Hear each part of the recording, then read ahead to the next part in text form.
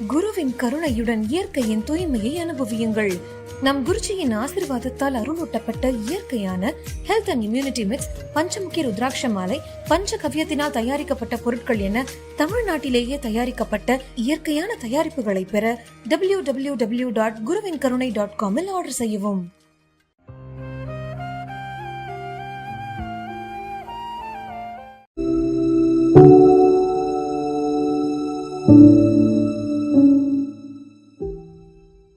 Time ரொம்ப கம்மியாக இருக்குது, என்ன நினச்சிட்டு இருக்கிறீங்க நீ? நான் எனக்கே டைம் கம்மியாக இருக்குன்னு இருக்கிறேன். நீங்கள்லாம் என்ன மிஞ்சி போனால் ஒரு 15-16 வருஷம் இருப்பீங்க, அவ்வளோதான்.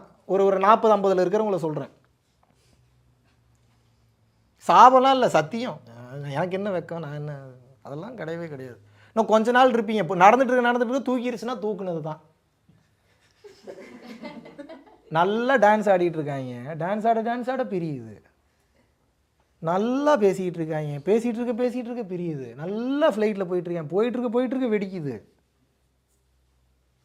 இறப்பு சாபம் அல்ல, இறப்பு என்பது ஒரு ப்ராசஸ், அடுத்த கட்டம் போகிறதுக்கு உண்டான ப்ராசஸ். பட் என் கேள்வி என்னென்னா, இறப்புக்கு பயப்பட தேவையில்ல, இறப்புக்கு அப்புறம் ஒன்று நடக்குமே, அதுக்கு நீங்கள் பயப்படணும். ஏதாவது தப்பாக எதுவும் பேசுகிறேன்னா? I speaking anything wrong? அவன் பார்க்குறேன், நீ என்னத்தடா பேசுகிற, திடீர்னு பார்த்து ஐ ஸ்பீக்கிங் எனிதிங்கிறான்னா நான் எங்கடா போவேன்? ஒன்றை மட்டும்தான் கேட்கிறேன், நிலையில்லாத இந்த உலகத்தில் எதை தேடி அலைந்து கொண்டிருக்கிறீர்கள்? இதை புரிஞ்சுக்கிட்டீங்கன்னா ஃப்ரீயாக இருங்க, மைண்டு இருக்கமே இருக்காதுங்க. இவ்வளோதாங்க லிபரேஷன், இதுதாங்க பீஸ். அதே வீடு, அதே பொண்டாட்டி, அதே புள்ள, அதே குழந்தைங்க, அதே ஆப்பர்ச்சுனிட்டிஸ், வலி வேதனை இருக்கவே இருக்காது. ஏன்? Take it easy mentality. ஞானம்னா என்ன நினைக்கிறீங்க நீங்கள்? சரி, ஆனது ஆகட்டும் பார்த்துக்கலாம், இதுதான் ஞானம். ஞானம்னா என்ன நினைக்கிறீங்க? இவ்வளோதான் ஞானம். ஆனது ஆகட்டும் பார்த்துக்கலாம், இவ்வளோதான் ஞானம். பட் இதுக்கு தைரியம் வரணும், வராது. இந்த பாதையில் போக போக போக போக உங்களுக்கு யாரெல்லாம் ஆப்பு வைப்பாங்க தெரியுமா? வேற யாரும் இல்லை, நீங்கள் உங்களுக்கே நீங்களே வச்சுப்பீங்க.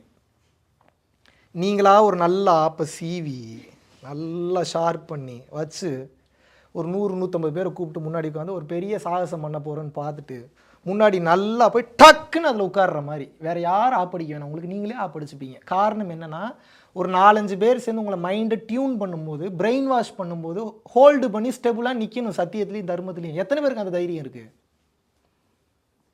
முதல்ல இங்கே சத்தியம்னா தர்மம்னாவே என்னென்னு தெரில, இனி எங்கே போய் அதில் தைரியமாக ஊன்றி வேறு நிற்கிறது? இருக்கும்போது உருப்படியாக ஒரு காரியம் பண்ணல, இறக்கும் போதும் பண்ண போகிறது இல்லை, இறந்ததுக்கு அப்புறமும் பண்ண போகிறது இல்லை. எப்போ தான் பண்ண போகிறீங்க?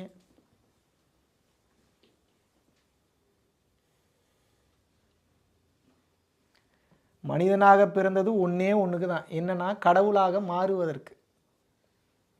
கடவுளாக எப்படி மாற முடியும்னா, கடவுள் தன்மை என்னன்னு தெரிஞ்சுக்கிட்டு அதை கட் காப்பி பேஸ்ட் நீங்கள் உங்கள் லைஃப்பில் பண்ண ஆரம்பிச்சிங்கன்னா தான் கடவுளாக முடியும். இல்லை என்றால் ஒருபோதும் கடவுளாக மாற முடியாது முடியாது முடியாது முடியாது முடியாது. 1000 முறை நீங்கள் மந்திரம் சொன்னீங்கனாலும் ஆக முடியாது. கோயிலுக்குள்ளே போய் உட்காந்து டெய்லி பூஜை புனஸ்காரம் பண்ணுறீங்க, வெளியில் ஒரு உயிர் கஷ்டப்பட்டுட்டு இருக்கு, ஒரு வாய் சாப்பாடு கேட்குது, அந்த உயிருக்கு ஒரு வாய் சாப்பாடு வாங்கி தர தெரியலன்னு நீங்களாம் வாழ்ந்து என்ன பிரயோஜனம்னு கேட்குறேன். ஒரு உயிரினுடைய கஷ்டம் புரியலன்னா நீங்கள் மனுஷனாக இருந்து என்ன பிரயோஜனம்னு கேட்குறேன். நீங்கள் பிஹெச்டி படித்தா என்ன, படிக்காட்டி என்ன? ஒரு உயிரினுடைய கஷ்டம் உங்களுக்கு புரியவில்லை என்றால் நீங்கள் உயிரோடு இருந்தால் என்ன, இல்லாட்டி என்னன்னு கேட்குறேன். என்ன ஒருத்தர் இப்படி பார்த்துக்கணும், என்ன ஒருத்தர் அப்படி பார்த்துக்கணும், என்ன ஒருத்தர் இப்படி டேக் கேர் பண்ணிக்கணும், என்ன ஒருத்தர் அப்படி டேக் கேர் பண்ணி, நீங்கள் எத்தனை பேர் அப்படி பார்த்துக்கிட்டீங்க? தேவையில்லாத ஒரு என் சக்திக்கு மீறிய விஷயங்கள் பற்றி நீங்கள் யோசிக்கவே கூடாது, ப்ரேயர் பண்ணிட்டு விட்டுறணும். இதுவும் ஞானம் தான். என்னால் எதை ஆக்சஸ் பண்ண முடியாதோ, என் சக்திக்கு மீறிய விஷயங்கள் எது நடக்கிறதோ அதை நான் என்ன பண்ணேன்? Prayer is not a small thing. ஏன்னா ப்ரேயர் அவ்வளோ சாதாரணமாக போச்சா உங்களுக்கு? Do you think prayer is a small thing? எவ்வளோ பவர்ஃபுல் தெரியுமா ப்ரேயர்ன்றது? வேண்டுதல், பிரார்த்தனைன்றது எவ்வளோ பவர்ஃபுல் தெரியுமா? அது நினச்சி பார்க்க முடியாத power. It's not a small thing, it's so so so so powerful thing. 1,00,000 பேர், கோடி பேர் பிரார்த்தனை பண்ணிட்டு என்ன ஆகும்? பூமி தலைகீழாக திரும்பிடும், வேற லெவலில் மாறிடும். ஆனால் இங்கே அவனுக்கு அப்படி தோண மாட்டேங்க, அதுதான் பிரச்சனை. இறைவன் எல்லாத்தையும் நம்மகிட்டயே கொடுத்துட்டார். உனக்கு என்ன வேணாலும் நீயே உற்பத்தி பண்ணிக்க, என்ன வேணாலும் உன்னால் கிரியேட் பண்ண முடியும். மழை வேணுமா வர வைக்க முடியும். மண்ணை உருவாக்கணுமா உருவாக்க முடியும். இறைநிலைக்கு போனால் சொல்கிறேன், உச்சகட்ட நிலைக்கு. இப்போ அதுக்கு முன்னாடி நிலைக்கு வேணா இந்த உலகத்தில் எல்லாமே இருக்குது, எல்லாத்தையும் நீங்கள் பண்ண முடியுங்கிட்டாரு, எல்லாத்தையும் கிரியேட் பண்ண முடியுங்கிட்டாரு. இப்போ யார் அதை பயன்படுத்திக்கணும்னு கேட்குறேன். இப்போ இம்பார்ட்டன்ஸ் உங்களுக்கு எதில் இருக்குது? Very good, I appreciate that. Material இருக்குது. உங்களுக்கு எதில் இருக்குது? இப்போ மெட்டீரியல் வேணான்னு சொல்ல, மெட்டீரியலை தாண்டி ஒன்று இருக்குது, அது எப்போ போக போகிறீங்க அதான் கேள்வி. இப்போ எனக்கு மெட்டீரியல் வேணும் தான், மெட்டீரியல் இல்லாமல் எங்கே நான் வர்றது, எங்கே ட்ராவல் பண்ணுறது? பிரச்சனை எங்கே இருக்குது அப்படின்னு வந்து பார்த்தீங்கன்னா, ஒரே இடத்துல தான் உங்களுக்கு பிரச்சனை இருக்குது, வேறு எந்த இடத்துலையும் பிரச்சனை இல்லை. என்னென்னா, நான் மனுஷன், இங்கே நான் என்னையை மட்டும்தான் சுகமாக பார்த்துக்கிறதுக்கு வந்திருக்கேன். இதுதான் உங்கள் பிரச்சனை, வேறு ஒன்றும் இல்லை.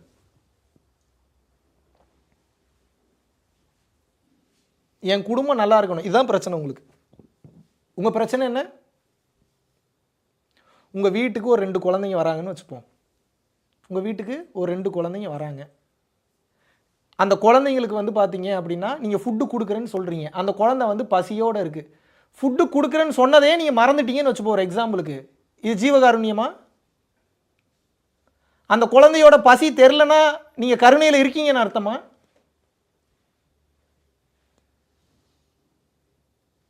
அப்படியா? ஒரு குழந்தையின் பசி தெரியாதவன் எப்படிங்க இறைவன் ஆக முடியும்? நீ மனுஷனே ஆக முடியாது, எங்கே போய் இறைவனாக போகிறீங்க?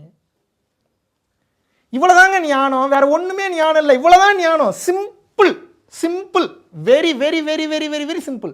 என்ன சொல்ல வரேன்? உனக்கு வலிக்கிற மாதிரி இன்னொருத்தருக்கு வலிக்கிறத புரிஞ்சுக்கடான்றார் இறைவன். என்ன சொல்கிறாரு? இதுக்கு தான் இவ்வளோ திருவிளையாடல், இதுக்கு தான் இவ்வளோ பிரச்சனை, இதுக்கு தான் இவ்வளோ தூரம் நடந்துகிட்டு இருக்கு. டே உனக்கு வலிக்கிற மாதிரியே அவனுக்கு வலிக்கும், டே உனக்கு பசிக்கிற மாதிரியே அவனுக்கு பசிக்கும், டே உனக்கு தேவை இருக்கிற மாதிரி அவனுக்கு தேவை இருக்கும், டே நீ ஒன்று அனுபவிக்கிறல அந்த மாதிரி அவனுக்கு அந்த ஆசை இருக்குண்டா. அதுக்கு வழி விடு, அதுக்கு அனுகிரகம் பண்ணு, அதுக்கு சப்போர்ட் பண்ணு. உனக்கு எல்லாம் கிடைச்சிருச்சுன்றதுக்கா ஆடாத. Having the power is not an opportunity, fundamental responsibility. Having power is not an opportunity, it's responsibility. எவன் ஒருவன் பொறுப்புகளை ஏற்றுக்கொள்ள தயார் நிலையில் இல்லையோ இறைவன் அவனுக்கு அருளை கொடுக்க மாட்டார். அருள்னா பவர்னு அர்த்தம். பவரை பக்குவமாக பயன்படுத்துகிறவனுக்கு தான் இறைவன் அடுத்த வினாடி கொடுப்பார். பக்குவம் மற்றவனுக்கு இறைவன் பவரை கொடுக்க மாட்டார். ஏன் கொடுக்க மாட்டாருன்னா அழிச்சிருவீங்க எல்லாத்தையும். அப்போ இறைவன் எத்தனை கோடி வச்சிருக்கீங்கன்னு பார்க்குறாரா, கொடுத்தா சரியாக பயன்படுத்துவீங்களான்னு பார்க்குறாரா? என்னங்க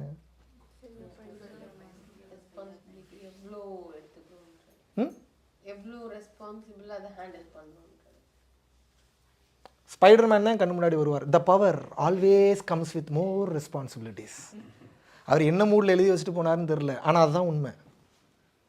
த power always comes with more responsibilities. அந்த பவரை பக்குவமாக ஹேண்டில் பண்ண தெரிலனா அந்த பவரை வச்சு என்ன பண்ண போகிறீங்கன்னு கேட்குறேன். என்ன பண்ணுவீங்க? மறுபடியும் இன்னும் 2 வீடு மேஜிக் பண்ணி வர வைப்பீங்களா? அப்படி மேஜிக் பண்ணி கை கால் வலி வந்ததுன்னா சரி பண்ணிடுவீங்களா? சரி ஒரு எக்ஸாம்பிள் சொல்கிறேன். நல்லா குடிக்கிறீங்க, குடிச்சுக்கிட்டே இப்போ குடிக்கிற தப்பு சரின்றக்குள்ளே போகல. நான் அந்த கான்செப்டை மட்டும் சொல்கிறேன், ஓகேவா? நீங்கள் நல்லது கெட்டதுக்குள்ளேயே இப்போ போகாதீங்க தயவு செய்து. ஜஸ்ட் கேளுங்க. குடிச்சுக்கிட்டே இருக்கீங்க, லிவர் கெட்டுருச்சு, மேஜிக் பண்ணி சரி பண்ணிடுறீங்க. அப்புறம் என்ன பண்ணுவீங்க? ஆஹா பவர் தான் இருக்கேன், மறுபடியும் குடிப்போம்னு குடிப்பீங்க. அவ்வளோதானே? Yes or no? இறைவன் எப்படி உங்களுக்கு அந்த பவரை கொடுப்பாரு? அப்போ உண்மையான பவர்ன்றது ஹீல் பண்ணுறதா, அறிவு கட்ட முட்டா பையிலே குடிச்சா இது பிரச்சனை வரும், குடிக்கிறத நிறுத்துன்ற அந்த அறிவு பவரா? Knowledge is the actual power, your wisdom is the actual power. 1000 crore பவரா இல்லை அறிவு பவரா? சரி, அறிவே இல்லாமல் 1000 கோடி பணம் கொடுக்குறேன், என்ன பண்ணுவீங்க? 10,000 கோடி ஆக்கிடுவீங்க. நீங்கள் அழிச்சிருவீங்க கொஞ்ச நாளில். ரொம்ப நல்ல அறிவு இருக்கக்கூடிய ஒருத்தனுக்கு வெறும் 1 ரூபா கொடுக்குறேன், என்ன பண்ணுவாங்க? அவன் என்ன வேணா பண்ணுவான் அந்த 1 ரூபாயை வச்சு, என்ன வேணா they can do. That is the power of knowledge and wisdom. அறிவை முதலில் கற்றுக்கொள். அறிவு என்றால் என்ன என்பதை தெரிந்து கொள். முதலில் சிற்றறிவில் தொடங்கு. இப்போ உங்களுக்கு இருக்கிறது பூரா சிற்றறிவு. பிறகு பேரறிவில் பயணம் செய். சிற்றறிவு என்பது கற்றுக்கொள்வது, பேரறிவு என்பது கற்றுக்கொண்டதை மறப்பது. பேரறிவில் நீ பயணம் செய்ய வேண்டும் என்றால் தைரியமும் வேகமும் துணிச்சலும் ஜாஸ்தி இருக்கணும், இல்லைன்னா பேரறிவுக்குலாம் போக முடியாது. ஏன்னா அதெல்லாம் கொடூரமாக இருக்கும், அடி குண்டக்கு மண்டக்கு விழுகும், சுற்றி சுற்றி அடிப்பாங்க. தைரியமாக தாங்கி நிற்கணும், வலிக்கும் கொஞ்சம் இருந்தாலும் நிற்கணும். இப்போ இது என்டர்டெயின்மெண்ட்டாக வச்சுக்கக்கூடாது, ஏதாவது வாழ்க்கையில் அப்ளை பண்ணி மாற்றணும்.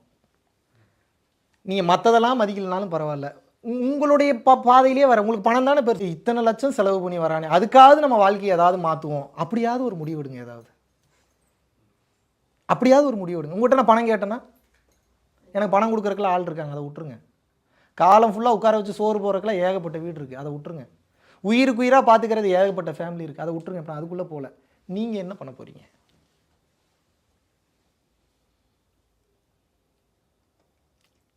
உங்களுக்கு 2 ஆப்ஷன் தரேன். ஆப்ஷன் ஏ, தயவு செஞ்சு மாறுங்க. Option B, refer option A. அப்படின்னா என்ன? That's sweet and that's smart. வேற வழி இல்லை, இதை இறைவன் இப்படித்தான் சொல்கிறார். நீ திருந்தும் வரை உன்னை போட்டு துவைத்து எடுப்பேன் என்று இறைவன் கூறுகிறார். என்ன சொல்றாரு? என்ன சொல்றாரு இறைவன்? நீ திருந்தும் வரை உன்னை போட்டு நான் துவைத்து எடுப்பேன். திருந்துறதுனா என்னங்க? பிற உயிருக்கு கஷ்டம், பிற உயிருக்கும் வலிக்கும், பிற உயிருக்கும் தேவை, பிற உயிர் இப்படித்தான் இருக்கு, என் தேவைக்காக நான் இங்க பாருங்க, when the God blesses you financially, before raise your standard of living, just raise your standard of giving ன்றாங்க. When the God blesses you financially, before raise your standard of living, just raise your standard of giving. அப்படின்னா என்ன அர்த்தம்? இறைவன் உன்னை பொருளாதார ரீதியாக அதிகப்படியாக ஆசீர்வாதம் செய்யும் போது அது உனக்காக இல்லடா முட்டா பையிலே, உன்னை நம்பி ஒரு பொறுப்பை கொடுத்துருக்கிறாரு. நான் தான் சொன்னேன்ல, the power always comes with more responsibilities. பவர்னா என்ன? எனர்ஜின்னு அர்த்தம். பணமும் எனர்ஜி தான், பொருளும் எனர்ஜி தான், ஃப்ரிட்ஜு எனர்ஜி தான், எல்லாமே எனர்ஜி. வேறு வேறு வைப்ரேஷனில், வேறு வேறு மாடுலேஷனில், வேறு வேறு மாலிக்யூல்ஸில் ஃபார்ம் ஆகிருக்கு. உங்ககிட்ட எது அதிகப்படியாக இருந்தாலும் இறைவன் எது கொடுத்துருக்கிறாருன்னா, என்ன இப்படியே டெய்லி வச்சு வேடிக்கை பார்க்குறக்கா? இருக்கா இருக்கா பத்திரமா இருக்கா, வெளியே அது கரெக்டாக இருக்கா, கார் கரெக்டாக இருக்கா, டயர் கரெக்டாக இருக்கா? செத்து போயிடுவீங்க சீக்கிரம் ஸ்ட்ரெஸ் டிப்ரெஷனில். என்ன செக் பண்ணுறதுக்கு வந்தீங்களா? இறைவன் படைச்செல்லாம் கரெக்டாக இருக்கா, இது கரெக்டாக இருக்கா? என்ன அவ்வளோ பெரிய அறிவாளியா நீங்கள்? எல்லாத்தையும் கரெக்டாக இருக்கான்னு செக் பண்ணி A to Z கால்குலேஷன் பண்ணி A to Z எல்லாம் பண்ணி ஆடிட்டிங் கடவுளை கரெக்டாக இருக்கு கடவுள், அவ்வளோ பெரிய அறிவாளியா நீங்கள்? வந்ததுலேருந்து இப்போ வரைக்கும் எத்தனை மூச்சு விட்டீங்கன்னு தெரியுமா? ஓகே, இதுக்கப்புறம் எத்தனை மூச்சு விட போறீங்கன்னு தெரியுமா? எங்கே வேணாலும் நிறுத்திடுவார், அதுதான் தெரியுமா? அப்போ எங்கே வேணாலும் நிறுத்த போறாருன்றதை புரிஞ்சுட்டு அதுக்குள்ளே எஸ்கேப் ஆயிடணும். இதுதான் கேம். புத்திசாலி என்ன பண்ணுறான்? வள்ளலார் தெளிவாக சொல்றாரு, எவ்வித தந்திரத்திலாவது உனது நெற்றிக்கண்ணை திறந்து விடு, ஏதாவது ஒரு ட்ரிக் பண்ணு. வார்த்தையை கவனிங்க, எப்பேற்பட்ட வார்த்தை தெரியுமா? அது என்னமோ பண்றாங்கிறார், எங்கேயோ போ என்னமோ பண்ணு, தயவு செஞ்சு இதை திறந்துருங்கிறார். ஏன்னா அப்பதான்டா உண்மை தெரியுங்கிறார். அதுவரை உன்னால் உண்மையை காணவே முடியாது, உன்னை அது ஏமாற்றிக்கொண்டே இருக்கும் என்று கூறுகிறார். எவ்வித தந்திரத்திலாவது திறந்து கொள்கிறார். என்ன சொல்றாரு? எவ்வித தந்திரத்திலாவது திறந்து கொள். அப்படின்னா என்ன? ஏதாவது பண்ணி தொடடாங்கிறார். அதை அப்ப அதுக்கு எவ்வளவு இம்பார்ட்டன்ஸ் கொடுக்குறாரு, எவ்வளவு இம்பார்ட்டன்ஸ் கொடுக்குறாரு. நம்ம அதுக்கு கொடுக்குற இம்பார்ட்டன்ஸ் விட்டுட்டு எல்லா வேலையும் பார்த்துட்டு இருக்கோம். இப்போ நீங்கள் இதை திறக்கணும்னு நீங்கள் போராடாதீங்க, எப்படி பிறரை கேர் பண்ணணும், எப்படி பிறருக்கு தர்மம் பண்ணணும்னு மட்டும் நீங்கள் ஃபோக்கஸ் பண்ணுங்க. You will get everything. I am Tom sure about it. ஏறாத நிலைமிசை என்னை ஏற்றி விட்டது யாதெனில் தயவுங்கிறார் வள்ளல் பெருமான். என்ன சொல்றாரு? தயவுங்கிறாரு. தேவரும் மூவரும் யாவரும் அடைந்திடா நிலை என கலித்த அருட்பெருஞ்சோதிங்கிறார். என்ன சொல்றாரு? தேவரும் மூவரும் யாவரும் அடைந்திடா நிலை என கலித்த அருட்பெருஞ்சோதி. அப்படின்னா என்ன? மாணிக்க வாசகர், திருஞான சம்பந்தர் கஷ்டம், கவலை, வேதனை, வலி, துக்கம், துயரம். ஆனால் இவங்களெல்லாம் இத்தனை டெஸ்ட்டுக்கு அப்புறம் அந்த பதவியை கொடுக்குறாரு, சிவ பதவியை கொடுக்குறாரு. வள்ளல் பெருமானுக்கு பாருங்க, எச்சோதனையும் இயற்றாது எனக்கு அச்சோ என்று அருளி அருட்பெருஞ்சோதியா. என்ன சொல்றாரு? எச்சோதனையும் இயற்றாது எனக்கே அச்சோ என்று அருளி அருட்பெருஞ்சோதி. அப்படின்னா என்ன? இவங்க இத்தனை பேர் இவ்வளோ கஷ்டப்பட்டு நீ அந்த பதவியை கொடுக்குற, நான் ஒரு கஷ்டமே படலை, அப்போ எனக்கு போய் அச்சோ ஐயோ பாவம் இந்த புள்ள கஷ்டப்படுதுன்னு சொல்லி கொடுத்துட்டாரான். எப்பேற்பட்ட வார்த்தைங்க இது, எவ்வளோ பவர்ஃபுல்லான வார்த்தை. எதனால கொடுத்தாரு? எதனால கொடுத்தாரு? அதான் கேள்வி. தயவினால் நான் பெற்றேனேங்கிறார். என்ன சொல்றாரு? தயவு. என்ன சொல்றாரு? தயவு. கத்தி பேசுறதுனால தயவு இல்லைன்னு அர்த்தம் இல்லை. எப்படி வேணாலும் கன்வே பண்ணலாம் தயவோட. தெரியுமா உங்களுக்கு? மிரட்டுனா தயவு இல்லைன்னு அர்த்தம் கிடையாது. அவங்க லாங்குவேஜுக்கு புரிகிற மாதிரி பேசுறது தயவு தான். தெரியுமா உங்களுக்கு? ப்ளீஸ் பண்ணுறதுக்கு பேர் தயவு இல்லை. அந்த உயிருக்கு எப்படியாவது உணர்த்தினும்னு நினைக்கிறீங்கல்ல, அதுக்கு பேர் தான் தயவு. வள்ளல் பெருமான் தெளிவாக சொல்கிறாரு. இவ்வளோ தூரம் பேசுகிறீங்களே, அவங்க சொல்லி கேட்கலன்னா என்ன பண்ணுவீங்க? சொல்லி திருத்துவேன் அப்படின்னு கேட்கலன்னா கெஞ்சி திருத்துவேன், அப்படின்னு கேட்கலன்னா அடித்து திருத்துவேங்கிறார். அப்புறம் கையில் காலில் விழுந்தாதான் அப்புறம் திருத்துவேன், அப்படி இல்லைன்னா மறுபடியும் மீண்டும் அடுத்த பிறவியாவது எடுத்து வந்து திருத்துவேன், ஆனால் திருத்துவேங்கிறார்.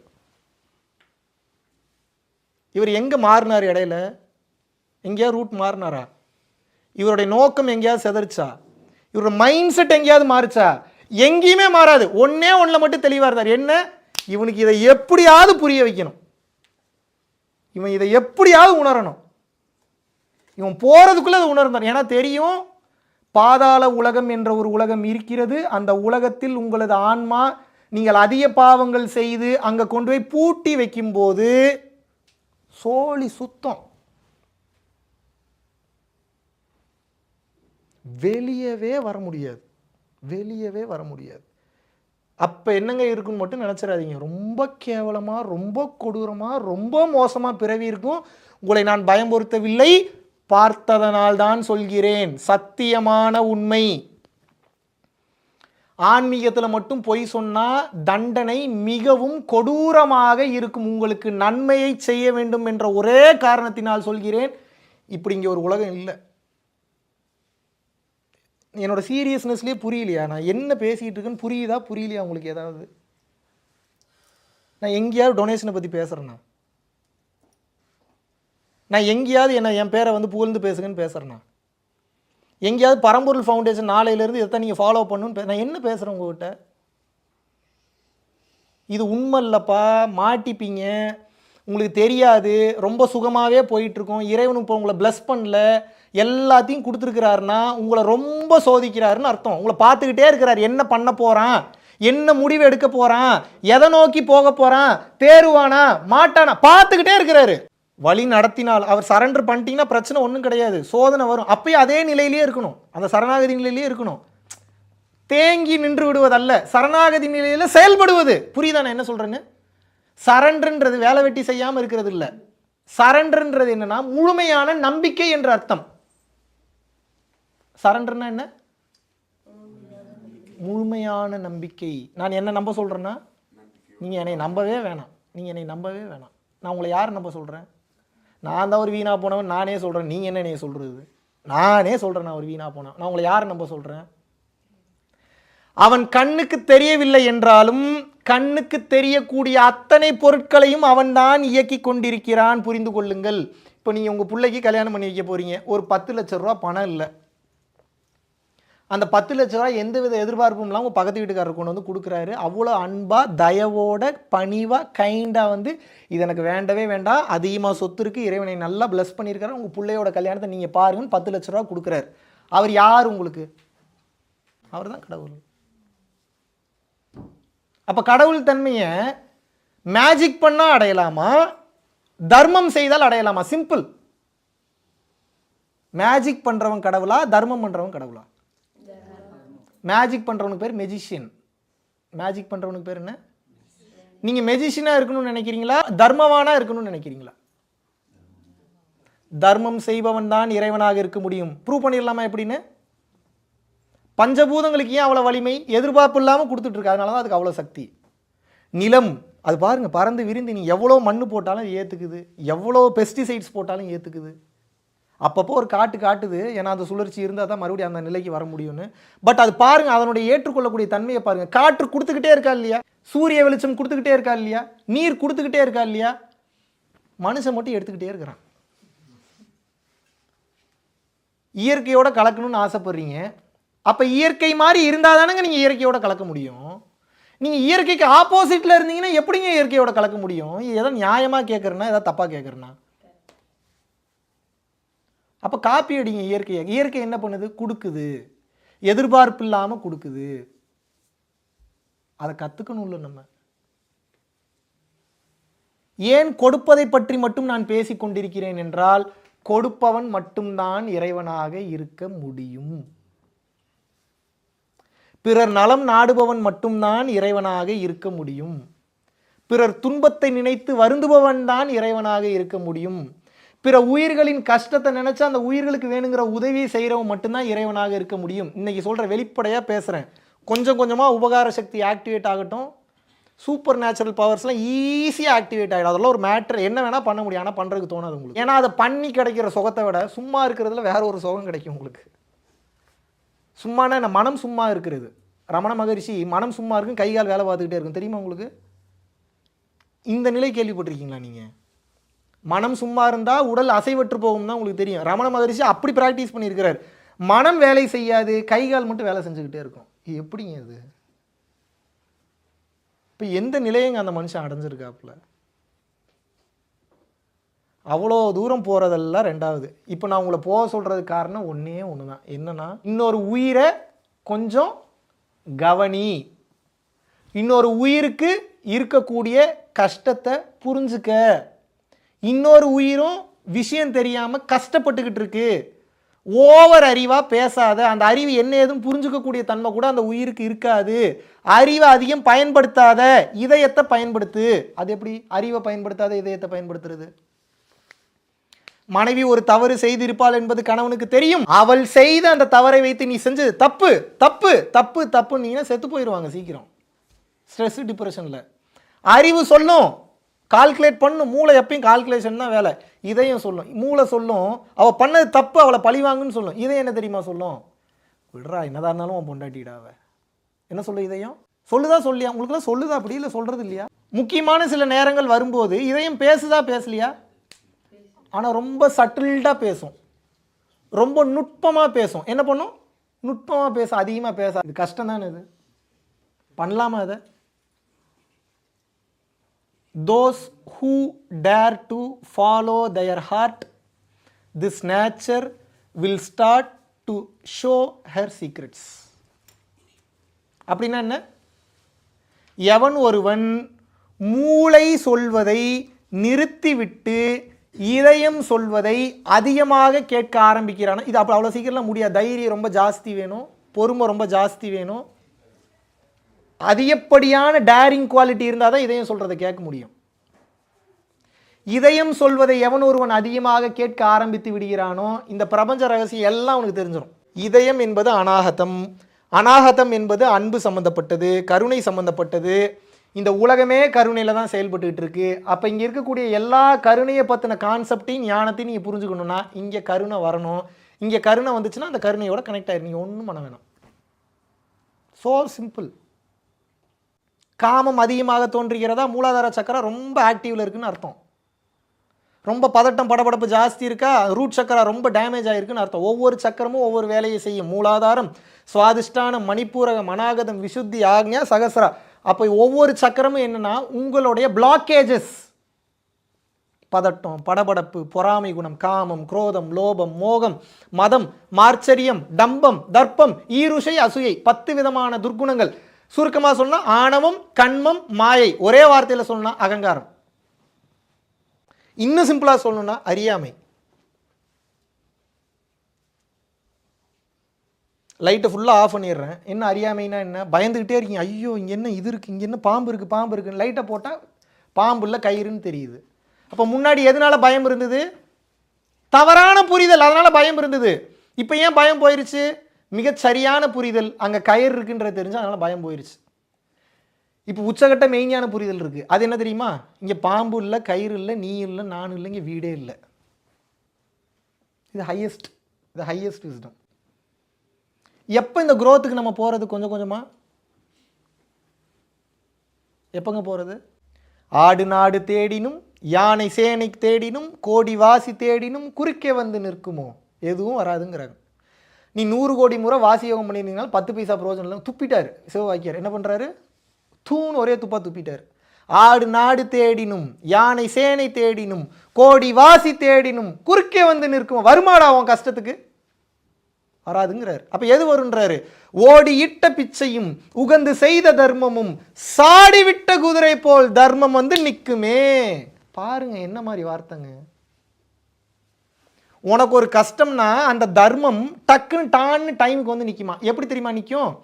இப்போ உங்களை எவனோ ஏதோ ஒன்று பண்ண போறான்னா கூட நீங்கள் அதிக தர்ம செயல்களை செய்திருக்கும் போது இறைவனினோட செல்ல குழந்தையா மாறிட்டதுனால அவனோட மைண்டுக்குள்ளே பூந்துருவார். இது நம்மலாம் பூர முடியாது. மேஜிக் நம்ம பண்ண முடியாது, இறைவன் தான் பண்ண முடியும். நம்ம அகங்காரம் மட்டும்தான் பண்ண முடியும், மேஜிக்லாம் பண்ண முடியாது. அவன் மைண்டுக்குள்ளே பூந்து மைண்ட் செட்டை மாற்றி விட்டுருவார். அப்போ அந்த நல்ல முடிவு எடுக்கணும்னா தர்மம் இருக்கணும், தர்மம் இருக்கணும்னா உபகார சக்தி வேணும். உபகார சக்தி இருந்தால் இந்த எண்ணம், இந்த சிந்தனை, இந்த செயல் தானாகவே கொஞ்சம் கொஞ்சமாக மாறும்.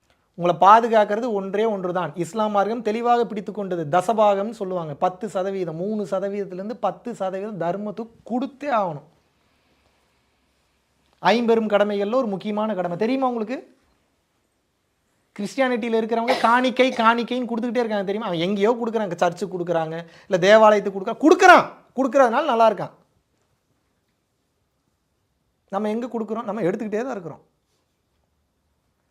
ஒரு 5 நிமிஷம் அவன்கிட்டயாவது எதாவது பேச இவங்ககிட்ட இருந்து என்ன எடுக்கலான்னு தான் மைண்டு போகுது. அப்படித்தானே போகுது. ஒரு 5 நிமிஷம் யார்கிட்டயா பேச இந்த உயிருக்கு என்ன கொடுக்கலாம் இப்படி யோசிச்சிருக்கீங்களா? எனக்கு அது மனசாட்சியை தொட்டு சொல்லுங்கள். சாபம் விடுவோம் அப்புறம் பொய் சொன்னீங்கன்னா. சத்தியமாக சாபம் விடுவோம். உண்மையை சொல்லுங்கள். இந்த உலகத்தில் எல்லாருமே கஷ்டத்தில் தான் இருக்காங்க, இன்க்ளூடிங் கஷ்டத்தில் இருந்தால் தான் கொடுக்கணுன்றதே முதல்ல தவறான கூற்று. நல்லா புரிஞ்சுக்கோங்க. இப்படி வச்சுப்போமா, இப்போ உங்களுக்கு எல்லாமே இருக்குது, இறைவன் ஏன் இன்னும் உங்களுக்கு அருள் செய்யணும்னு நினைக்கிறீங்க? உங்களுக்கு மட்டும் இருக்கும்போது இன்னும் நிறையா வேணும், மற்றவனுக்கு இருக்கும்போது நீங்கள் நிறையா கொடுக்க மாட்டீங்க. இப்படி வச்சுப்போமா? இது நியாயமாக படுதா? இன்னும் நீ நல்லா வச்சுக்க இறைவா, இன்னும் நீ நல்லா வச்சுக்க. சரி, நீங்கள் மட்டும் அப்படி நினைக்கிறீங்க, இன்னொருத்த அப்படி நினைக்கக்கூடாதா? நினைக்கலாமா, நினைக்கக்கூடாதா? சரி, அப்போ அவர் அப்படி நினைக்கிறாருன்னா யார் செய்யணும்? நீங்கள் தானே செய்யணும். கஷ்டத்துல இருந்தால் உதவி பண்ணுறாங்க, அவனே நல்லா தானேங்க இருக்கான். அவன் நல்லா இருக்கான், உங்களுக்கு லெட்ரு போட்டானா, தந்தி அடித்தானா? நீங்கள் என்ன புரிஞ்சுக்கணுன்னா தெளிவாக புரிந்து கொள்ளுங்கள். இந்த உலகத்தில் அறியாமையில் இருக்கக்கூடிய எல்லாருமே கஷ்டத்தில் தான் இருக்கிறான். உண்மையை உணராதவன் எல்லாருமே பஞ்சாயத்தில் தான் இருக்கிறான். இதை புரிஞ்சுக்கிட்டவன் தான் ஞானி. என்கிட்ட இல்லைனாலும் பரவாயில்ல, அந்த உயிர் நல்லா இருக்கணுன்றதுலாம் உச்சக்கட்டம். நான் அந்த அளவுக்கு போகணும்னு நான் சொல்ல. என்கிட்ட 100 இருக்குன்னா 99 எடுத்துக்கிறேன், ஒன்னையாவது கொடுக்குறேன். இதைத்தான் கற்றுக்குங்கன்ற. ஏன் தெரியுமா? என்ன காரணம் தெரியுமா?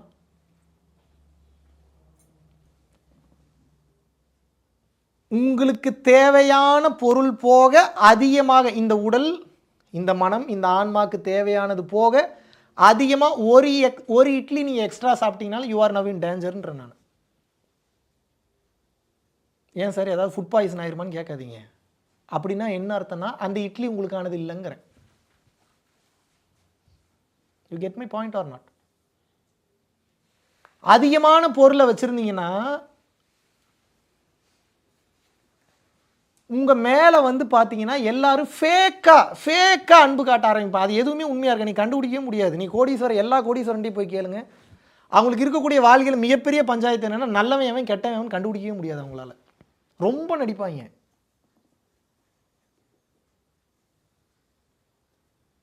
நல்ல மனுஷனை பார்க்குறது இன்றைக்கெல்லாம் ரொம்ப கஷ்டமாக போச்சு. நீங்கள் நிறைய பில்லியனர்ஸ்லாம் இருக்காங்க. 4 பேர் நல்லா இருக்குன்னு நினைக்கிறவங்க ரொம்ப கம்மி.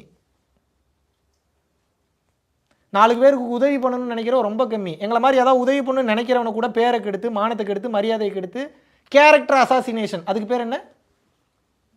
நான் அதுக்கெல்லாம் தயார் நிலையில் தான் இருக்கேன். நம்மெல்லாம் நீங்கள் என்னை எவ்வளோ கேவலப்படுத்தினாலும் நான் தைரியமாக நிற்பேன். தெரியுமில்ல உங்களுக்கு? நான் பண்ணலைலாம் சொல்ல மாட்டேன், பண்ணதை பண்ணன்னு தான் சொல்லுவேன். என்ன சொல்லுவேன்?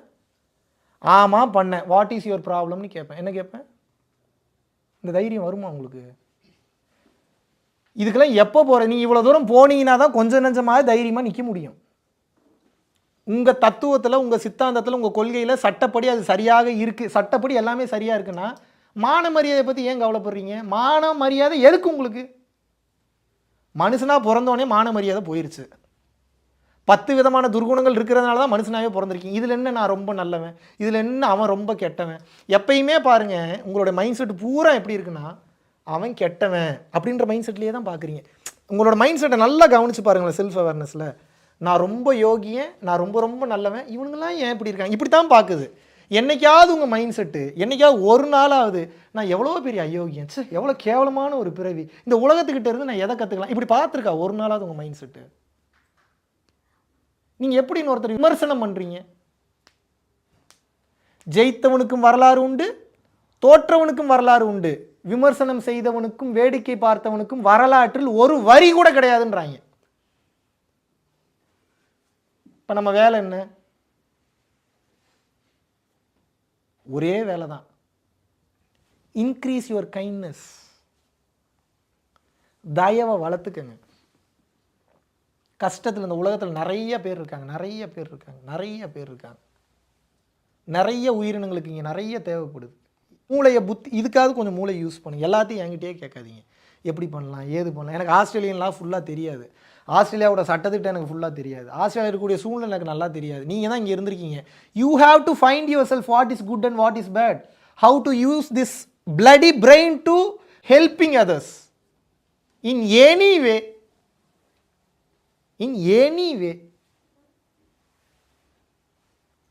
நல்லது பண்ணுறதுக்கு தானங்க தைரியம் வேணும். யாருக்கு எந்த பிரச்சனையும் வந்துடக்கூட நான் பாட்டுக்கு வீட்டில் வாழ்ந்துட்டு வீட்டில் செத்து போயிடுறேன்னு நினைக்கிறீங்களா? பாராட்டுறேன், எழுதி வச்சுக்கோங்க, இன்னும் 100 ஜென்மம் எடுப்பீங்க. உனக்கு என்னடா பிரச்சனை, எத்தனை ஜென்மம் வேணாலும் எடுத்துக்கிற, பிரச்சனையே இல்லாத மாதிரி போகும், தொல்லையே இல்லாத மாதிரி போகும். ஆவியாக மாறிட்டீங்கன்னா கொடுமையாக அனுபவிப்பீங்க. டைம் போகவே போகாது. கத்துவீங்க, கதறுவீங்க, மரண ஓலங்கள் அதிகமாக கேட்கும், க்ரீப்பிங் சவுண்ட்ஸ் கேட்கும். ஒன்றையும் உங்களால் ஆக்சஸ் பண்ண முடியாது. மனசை இந்த உடலில் இருக்கும் போதே பக்குவப்படுத்த முடியல. நீங்கள் பேயா மாறிட்டீங்கன்னா எங்கே போய் பக்குவப்படுத்துவீங்க? இந்த உலகத்தில் ஏதோ ஒரு பொருளை இந்த கையால் ஃபிசிக்கல் ரியாலிட்டியில் தொட்டு மூவ் பண்ணி ஏதாவது தொட முடிஞ்சதுன்னா தான் அரிது மானிடராய் பிறத்தல் அரிது. பல ஜென்மம் கழிச்சு மனித உடலை கொடுத்துருக்காங்க. இந்த உடம்பு இருந்தால் தான் ஏதாவது மூவ்மெண்ட் பண்ணி ஏதாவது தர்மம் பண்ணி கர்மத்தை அழிச்சு இறைவன்கிட்ட போக முடியும். நீ எதுவுமே பண்ண மாட்டீங்க, பொருள் சேர்க்கறதுல மட்டும்தான் இருக்கீங்க. சேர்த்து வைக்கணும்னு நினைக்கிறீங்க, பொண்டாட்டியை சோகமாக பார்த்துக்கணும்னு நினைக்கிறீங்க, பிள்ளையை சோகமாக பார்த்துக்கணும்னு நினைக்கிறீங்க, குழந்தையை சோகமாக பார்த்துக்கணும்னு நினைக்கிறீங்க. ஆனால் உண்மையான சுகம் என்பது இறைவனின் திருவடிகளை சேருவதுன்றதை நீங்கள் கடைசரி கற்றுக்கவே இல்லை. பிறவா நிலை வேண்டும் இறைவா, அப்படியே பிறந்தாலும் உன்னை மறவா நிலை வேண்டும், அதைத்தானே கேட்கணும். அடுத்த ஜென்மத்தில் இவளே எனக்கு பொண்டாட்டியாக வேணும், இப்படியா கேட்பீங்க? எவனாவது ஒரு லோடு மண்ணை வாரி உங்கள் தலையில் நீங்களே கொட்டிக்கிறது, சும்மா இருக்க மாட்டான் வாயை வச்சுக்கிட்டு போய் இதை வேறு டெய்லி இப்படி ஒருத்தி எனக்கு பொண்டாட்டி அமைய. டே அவசரப்படாதரா, இவளே எனக்கு 7 ஜென்மத்துக்கு, ஒரு ஜென்மத்துக்கு இல்லை, 7 × 7 = 7 7 என்னங்க, 49 ஜென்மத்துக்கு இவளே பொண்டாட்டியா. எங்கள் பொண்டாட்டிக்கிட்ட போய் சொல்லலாம், கடவுள்கிட்டையும் போய் அதே பொய்யை சொல்லுவீங்களா? நீங்கள் புருஷங்கிட்ட போய் சொல்லலாம், சிவபெருமான்கிட்ட போய் அதே பொய்யை சொல்லுவீங்களா? எங்கே அவர் நல்ல மூடில் இருந்தாருன்னா குழந்தை ஏதோ தெரியாமல் பேசுகிறான், ஏதோ நல்ல மூடில் இல்லை, அவருக்கு அவர் பொண்டாட்டி பார்வதி கூட ஏதோ பஞ்சாயத்துன்னு வச்சுப்போம். நீங்கள் போகிற நேரத்தில் அவருக்கு மூடு கொஞ்சம் சரியில்லை, 7 ஜென்மத்துக்கு இவளே என் பொண்டாட்டியாக இருக்கட்டும், சரி ஆக கடவுதுன்ட்டாரு, அப்புறம் என்ன ஆகும்? சோழி சுத்தம். வாயை வச்சுட்டு சும்மா இருக்குன்னு இதனால தான் சொல்கிறது. என்ன சொல்கிறது? நீங்கள் பேசாமல் இருந்துட்டீங்கனாலும் பிரச்சனை இல்லை, கண்டதை ஏதாவது பேசி தொலைஞ்சிட்டிங்கன்னா அப்போ அதுக்கு அனுபவிக்கணும். மனதால் நினைத்ததற்கு மனதால் வலிவேதனை அனுபவிக்க வேண்டும், உடலால் நினைத்ததற்கு உடலால் செய்ததற்கு உடலால் வலிவேதனைகளை நீங்கள் அனுபவித்துத்தான் ஆக வேண்டும். நினைத்ததற்கும் கர்மா உண்டு, பேசியதற்கும் கர்மா உண்டு, செயல்படுத்தியதற்கும் கர்மா உண்டு, நீங்கள் விடுற ஒவ்வொரு மூச்சுக்கும் கர்மா உண்டு. இது நீங்கள் புரிஞ்சுக்கிட்டீங்கன்னா உங்கள் மூச்சை கூட விட மாட்டீங்க, கண்ட்ரோல் பண்ணிடுவீங்க. Each and every breathing is getting counted. உங்கள் வார்த்தையோட வலிமை தெரிஞ்சிருச்சுன்னா ஒரு வார்த்தை தேவையெல்லாம் பேச மாட்டீங்க, ஒரு வார்த்தை மிஸ்யூஸ் பண்ண மாட்டீங்க.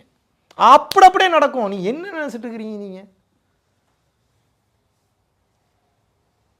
எவன் ஒருவன் தனது மூச்சில் இருக்கக்கூடிய அந்த ரிதமை பிடிச்சிடறானோ 20-25 டைகரோடைய வலிமையை ஃபீல் பண்ண முடியுமா ஆரம்ப காலகட்டத்தில்? அப்புறம் இறைவனே உணர முடியுன்றாங்க.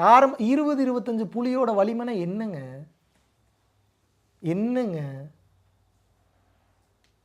ஒரு புலியை உங்களால் சமாளிக்க முடியுமா? நம்ம இங்கே கொட்டை எடுக்கிற புலிக்கே என்ன பண்ணுறதுன்னு தெரில, ரசம் வைக்கலாமா அதை வைக்கலாமா இதை. ஒரு புலியை எப்படி நீங்கள் 20-25 புலியை நீங்கள் மேனேஜ் பண்ணி என்ன விளையாட்டாது?